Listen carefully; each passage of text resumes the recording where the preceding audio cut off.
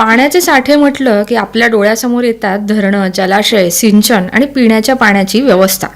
पण आता याच जलसाठ्यांकडे ऊर्जेच्या नव्या स्रोताच्या रूपात पाहिलं जातंय. कल्पना करा, हजारो एकरांवर पसरलेला एखादा जलाशय, त्याच्या विस्तीर्ण पाण्यावर सूर्यप्रकाशात चमकणारे सोलार पॅनल्स आणि त्यातून तयार होणारी स्वच्छ वीज. म्हणजेच जमिनीवर अतिरिक्त जागा न व्यापता पाण्याच्या पृष्ठभागाचा वापर करून वीज निर्मितीची नवी पायाभूत रचना भारतात आकार घेते.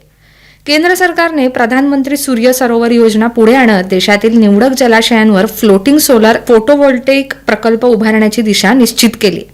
आणि ही केवळ सोलार पॅनल्स पाण्यावर तरंगवण्याची कल्पना नाहीये. या प्रकल्पांसोबत ऊर्जा साठवणूक प्रणालीची जोड देण्याची तरतूद आहे. याचा अर्थ असा की भारताच्या वाढत्या वीज गरजा पूर्ण करण्यासाठी आता जमीन, पाणी आणि सूर्यप्रकाश या तिन्हींचा एकत्रित वापर करून ऊर्जा पायाभूत सुविधांचं नवं मॉडेल उभं करण्याचा प्रयत्न सुरू झालाय. पण या योजनेचा आवाका नेमका किती मोठा आहे? पाण्यावर सोलार पॅनल्स पासून सुरू होणारी ही रचना पुढे स्टोरेज, सबस्टेशन आणि ट्रान्समिशनच्या मोठ्या नेटवर्कमध्ये कशी रूपांतरित होणार आहे? आणि या सगळ्या पायाभूत सुविधांच्या माध्यमातून भारताच्या आत्मनिर्भर आणि स्वच्छ ऊर्जा प्रवासाला किती मोठी गती मिळू शकते, या सगळ्याचा सविस्तर आढावा घेऊया. इन्फ्रावर बोलू काही या विशेष भागात. नमस्कार, न्यूज डंकामध्ये आपलं मनपूर्वक स्वागत आहे. सर्वात आधी समजून घेऊया की पाण्यावर सोलार पॅनल्स उभारण्याची गरज का निर्माण झाली. भारताची अर्थव्यवस्था वेगाने विस्तारते, उद्योग आणि शहरांचा विस्तार होतोय आणि त्याचबरोबर देशाची विजेची मागणी सातत्याने वाढते. ही वाढती मागणी पूर्ण करण्यासाठी नव्या ऊर्जा प्रकल्पांसोबतच त्यांना जोडणाऱ्या पायाभूत सुविधांची मोठ्या प्रमाणावर उभारणे आवश्यक आहे. यामध्ये सौर ऊर्जा हा भारताच्या ऊर्जा संक्रमणाचा महत्त्वाचा आधार बनलाय. मात्र मोठ्या क्षमतेचे सौर प्रकल्प उभारण्यासाठी मोठ्या भूभागाची उपलब्धता हा महत्त्वाचा प्रश्न आहे. जमीन वापर, पर्यावरणीय परिणाम, प्रकल्पाची कनेक्टिव्हिटी आणि वीज वाहून नेण्यासाठीचं ट्रान्समिशन नेटवर्क, या सगळ्यांचा एकत्रित विचार करावा लागतो. आणि इथेच फ्लोटिंग सोलार हा पर्याय समोर येतो. मोठे धरणं, जलाशय आणि इतर योग्य पाणवठ्यांच्या पृष्ठभागाचा काही भाग ऊर्जा निर्मितीसाठी वापरून जमिनीवर अतिरिक्त क्षेत्रफळ न व्यापता सौर ऊर्जा निर्माण करता येऊ शकते. पण या संकल्पनेचा फायदा केवळ जागेपुरता मर्यादित नाही. पाण्याच्या पृष्ठभागावर सोलार मॉड्यूल्स बसवल्यामुळे काही परिस्थितींमध्ये पॅनल्सचं तापमान नियंत्रित राहण्यासही मदत होऊ शकते. त्याचवेळी पाण्यावर पडणारा थेट सूर्यप्रकाश कमी झाल्यामुळे बाष्पीभवन कमी होण्याची शक्यताही असते. म्हणजेच ऊर्जा निर्मितीसाठी उपलब्ध जागेचा नवा वापर, स्वच्छ वीज आणि जलस्रोताच्या पृष्ठभागाचा अधिक कार्यक्षम उपयोग, या तिन्ही गोष्टी फ्लोटिंग सोलारच्या संकल्पनेला महत्त्वाच्या बनवतात. आता प्रश्न आहे, ही संकल्पना प्रत्यक्षात मोठ्या प्रमाणावर कशी उभी राहणार? कारण जलाशयावर सोलार पॅनल्स बसवणं ही फक्त सुरुवात आहे. त्यामागे जलाशयाची निवड, फ्लोटिंग स्ट्रक्चर, अँकरिंग, केबलिंग, वीज जोडणी, ऊर्जा साठवणूक आणि पुढे ही वीज ग्रीडपर्यंत पोहोचवण्यासाठीचं ट्रान्समिशन नेटवर्क, अशी मोठी इन्फ्रास्ट्रक्चर साखळी उभी करावी लागणार आहे. आणि याच व्यापक दृष्टिकोनातून केंद्र सरकारने प्रधानमंत्री सूर्य सरोवर योजना मंजूर केली. आता बघूया प्रधानमंत्री सूर्य सरोवर योजना नेमकी काय आहे. या योजनेअंतर्गत देशातील योग्य जलाशय आणि इतर जलस्रोतांवर फ्लोटिंग सोलार फोटोव्होल्टेइक प्रकल्प विकसित केला जाणार आहेत. विशेष म्हणजे या प्रकल्पांना बॅटरी एनर्जी स्टोरेज सिस्टीमची जोड दिली जाणार आहे. त्यामुळे सूर्यप्रकाशाच्या काळात निर्माण झालेली वीज साठवून गरजेनुसार तिचा वापर करता येईल. या महत्त्वाकांक्षी योजनेसाठी केंद्र सरकारने तब्बल 5,070 कोटींची तरतूद केली.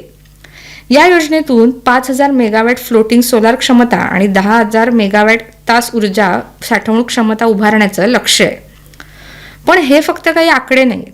ही क्षमता प्रत्यक्षात उभी करण्यासाठी जलाशयावर floating structure, anchoring, cabling, transformer, storage, substation आणि ट्रान्समिशनचं मोठं नेटवर्क उभं करावं लागणार आहे. म्हणजेच पाण्यावर दिसणारे सोलार पॅनल्स हा या संपूर्ण व्यवस्थेचा फक्त एक भाग आहे. चला आता या संपूर्ण इन्फ्रास्ट्रक्चरची एक एक कडी समजून घेऊया. सर्वात आधी जलाशयाची निवड. कारण प्रत्येक जलाशयावर फ्लोटिंग सोलार प्रकल्प उभारता येईलच असं नाही.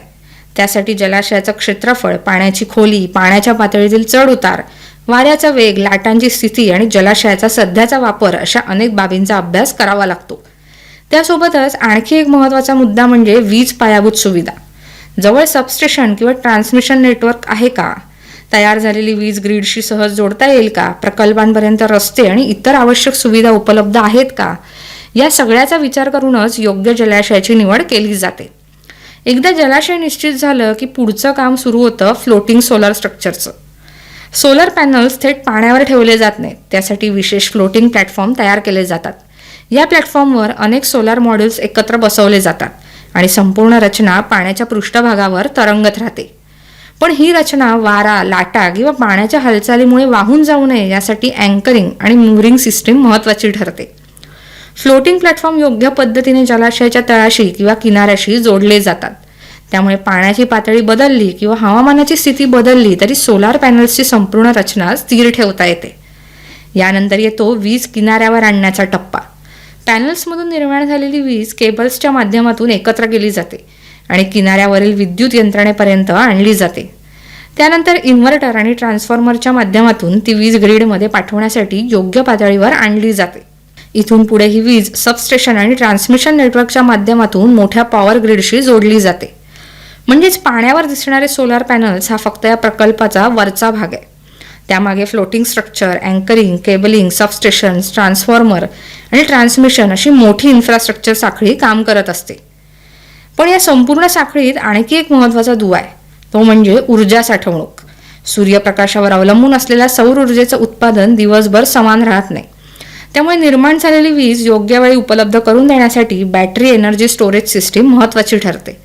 सौर प्रकल्पातून निर्माण झालेली अतिरिक्त वीज या बॅटरीमध्ये साठवता येईल आणि मागणी वाढल्यावर किंवा सौर उत्पादन कमी झाल्यावर ती पुन्हा ग्रीडमध्ये सोडता येईल. त्यामुळे सौर ऊर्जेचा वापर केवळ वीज निर्मितीपुरता मर्यादित राहत नाही.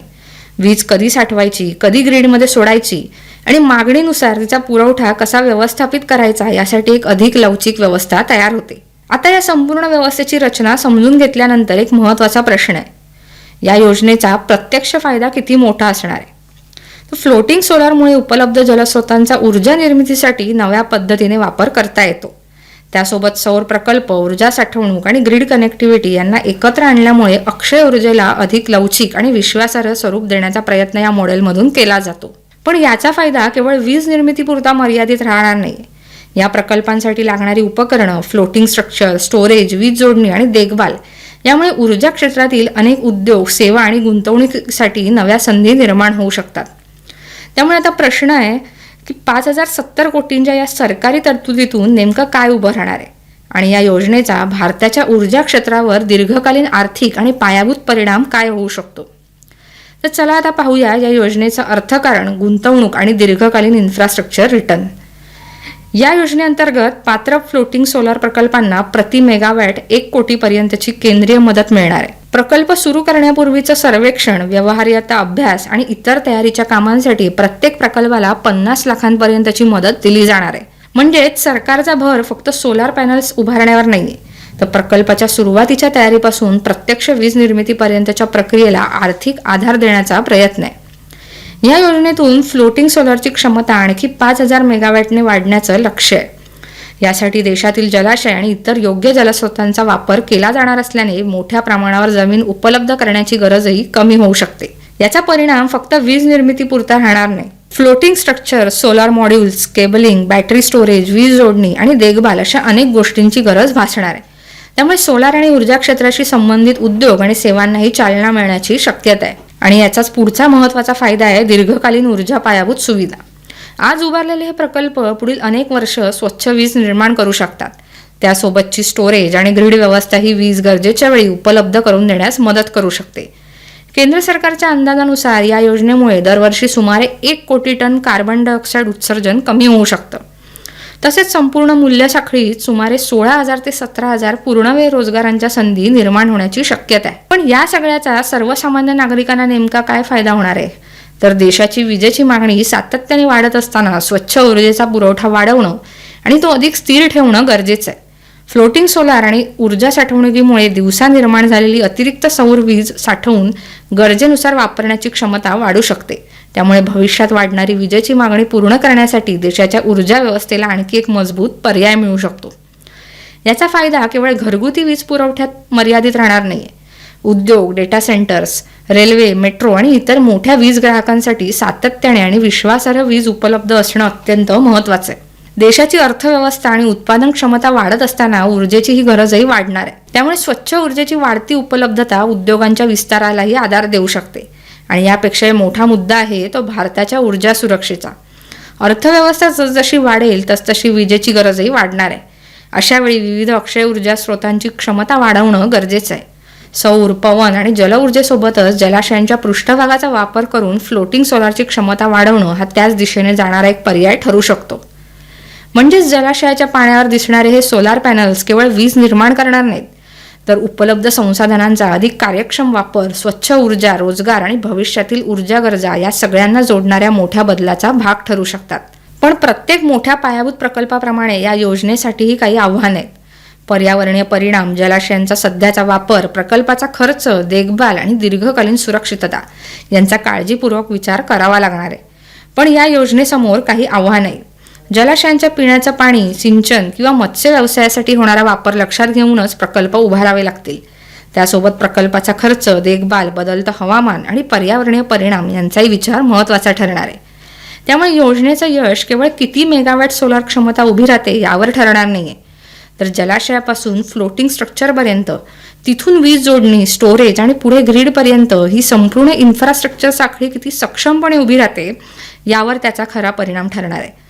म्हणूनच प्रधानमंत्री सूर्य सरोवर योजना ही केवळ पाण्यावर सोलार पॅनल्स उभारण्याची योजना नाही आहे. उपलब्ध जलस्रोतांचा वापर, सौर ऊर्जा, ऊर्जा साठवणूक आणि पॉवर ग्रिड यांना एका मोठ्या पायाभूत व्यवस्थेत जोडत भारताच्या वाढत्या विजेच्या गरजेसाठी भविष्यातील ऊर्जा इन्फ्रास्ट्रक्चर उभारण्याच्या दिशेने टाकलेलं हे महत्त्वाचं पाऊल आहे. तर व्हिडिओ तुम्हाला आवडला असेल तर लाईक करा, शेअर करा, कमेंट करा आणि न्यूज डंकाच्या यूट्यूब चॅनलला सबस्क्राईब करा. धन्यवाद.